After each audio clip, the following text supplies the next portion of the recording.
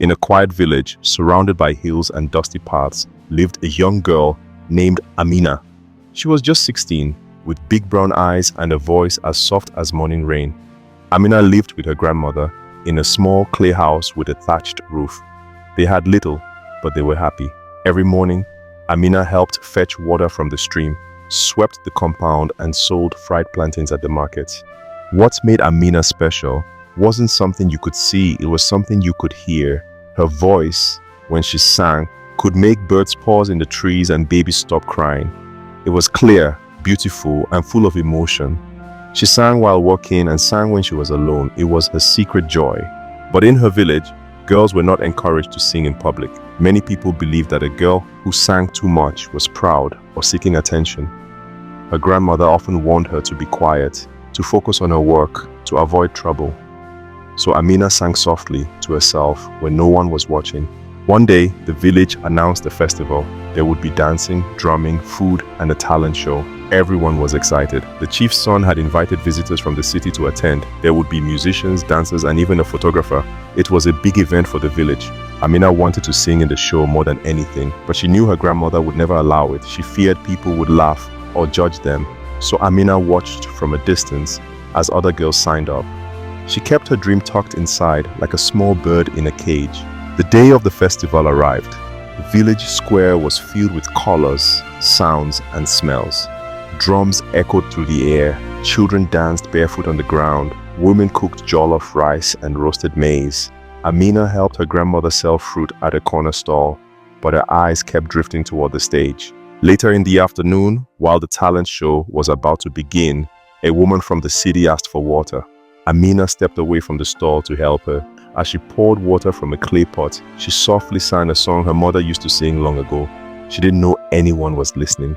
The woman from the city stood quietly, holding her cup, stunned. She was a music teacher at a school in Lagos. She had heard many voices, but never one like this in a place so far from the spotlight. She waited until Amina finished, then asked her to sing again. Shyly, Amina refused. She shook her head, clutching the water pot. The teacher didn't press, but she returned the next day. This time, she brought a small recorder. She asked Amina's grandmother if she could record the girl singing. At first, the old woman said no, but after some gentle talking and a promise that it would not bring shame to their family, she agreed. Amina sang one of her grandmother's favorite songs. The recording was taken back to the city, where it touched the hearts of many. The teacher shared it with her students, then with her friends, and soon it reached a local radio station. People couldn't believe such a golden voice had come from a tiny village. A few weeks later, a letter arrived. It was an invitation for Amina to come to Lagos to audition for a youth choir. Her grandmother was shocked. She worried about what people would say, but she saw something new in Amina's eyes. Hope, real hope, with support from a few kind neighbors.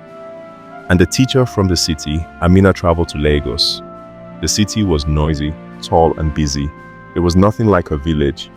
But when she stepped into the audition room and opened her mouth to sing, the room fell silent. Her voice told stories, carried feelings, and touched people's hearts. She was accepted into the choir. Soon, she was offered a scholarship to study music. She began singing on the stage, on the radio, even on TV. Back home, people who once thought her voice was a waste of time now listened proudly when she sang on the radio. The girls who used to laugh at her now copied her songs. Amina never forgot her village. She returned every year, built a small music center for young girls, and taught them that their voices mattered too. She taught them that singing was not shameful, but powerful. Those dreams could grow even in the smallest places. Amina's grandmother lived to see her granddaughter perform in front of a crowd so large it seemed like a sea of faces. She wept that day, not out of regret but out of pride. Amina's golden voice was no longer hidden.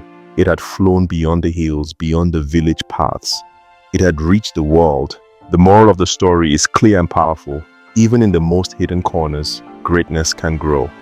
Amina had nothing but a voice and a dream, but she used them. She didn't chase fame, she only wanted to sing. And in doing so, she touched hearts and opened doors. Like, share, subscribe, and stick around for more incredible stories.